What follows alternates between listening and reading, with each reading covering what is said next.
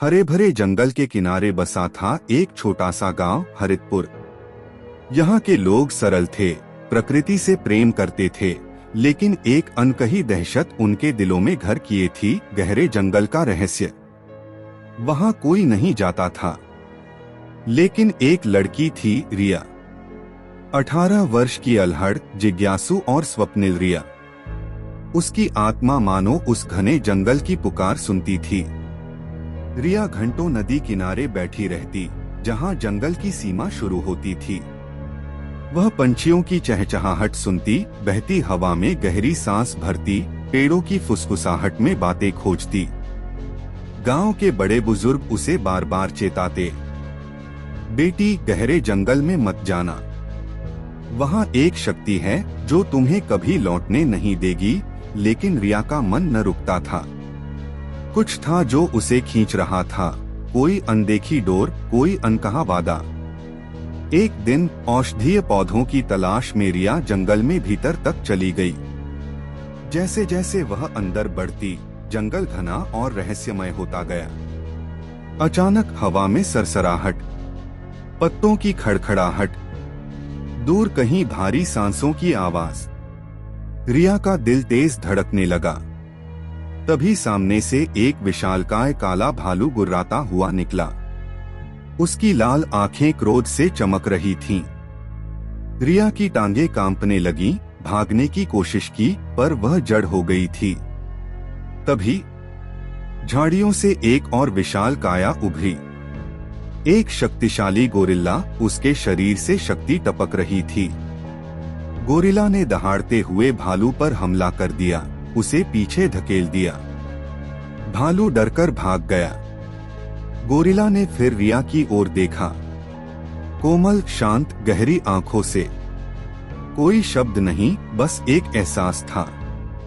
फिर वह बिना कुछ कहे जंगल में विलीन हो गया। दूसरे दिन रिया फिर उसी जगह गई। अब उसमें डर नहीं था, बस जिज्ञासा और एक अनजानी आत्मीयता थी। वह गोरिल्ला से मिली, एक अनकहा रिश्ता पनपने लगा, बिना भाषा, बिना शब्द, बस भावनाओं से। वे साथ बैठते, एक दूसरे को देखते, चुपचाप समय बिताते। रिया को लगता वह गोरिल्ला उसकी भावनाओं को पढ़ सकता था। गोरिल्ला भी उसके स्पर्श, उसकी हंसी से जुड़ता चला गया।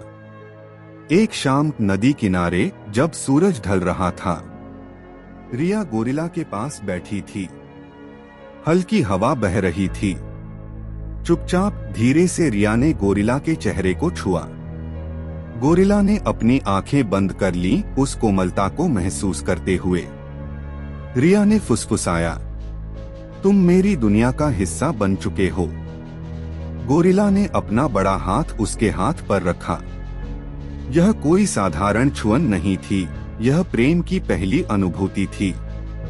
एक दिन अचानक बारिश शुरू हो गई। रिया भीगती हुई एक गुफा में छुपी।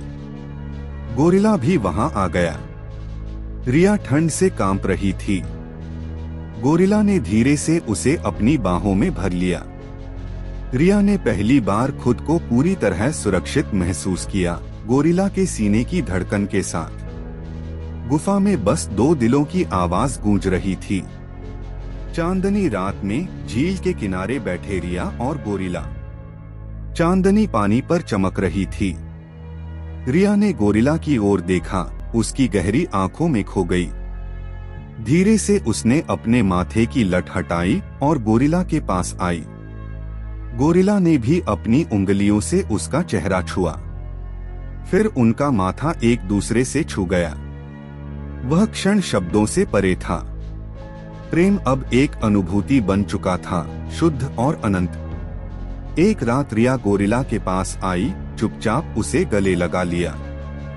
उसकी फुसफुसाहट में बस एक सच था, तुम्हारे बिना मैं अधूरी हूँ। गोरिल्ला ने उसे अपनी बाहों में समेट लिया। अब वे दो आत्माएं एक हो चुकी थीं। महीनों बाद रिया ने महसूस किया कि वह गर्भवती है।